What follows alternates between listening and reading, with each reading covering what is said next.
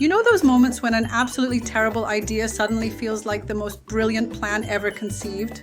That's precisely how I felt one Tuesday night, staring blankly at my phone, a whirlwind of emotions swirling inside me.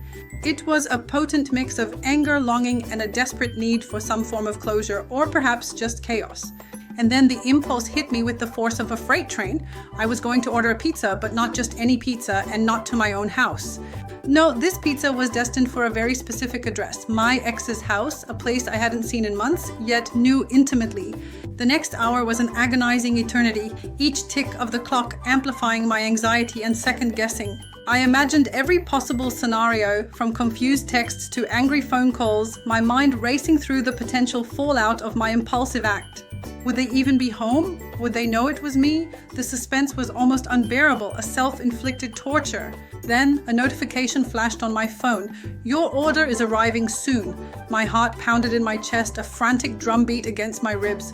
I pictured the delivery driver, a completely innocent bystander, pulling up to the familiar curb, pizza in hand. And then the moment of truth, the doorbell rang. Not my doorbell, but their doorbell, echoing in my imagination. I could almost hear the confused exchange, the delivery person holding a pepperoni pizza, and my ex utterly bewildered. The sheer awkwardness of the situation hit me like a ton of bricks.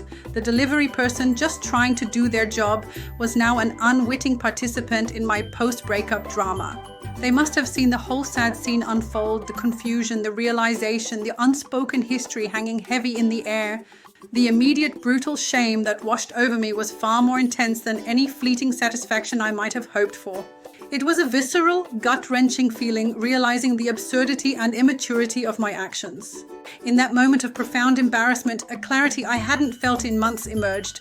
This wasn't closure. This was just prolonging the pain for both of us and involving innocent pizza enthusiasts. So, with a deep breath, I made a firm decision. It was time to finally block my ex everywhere, severing all digital ties.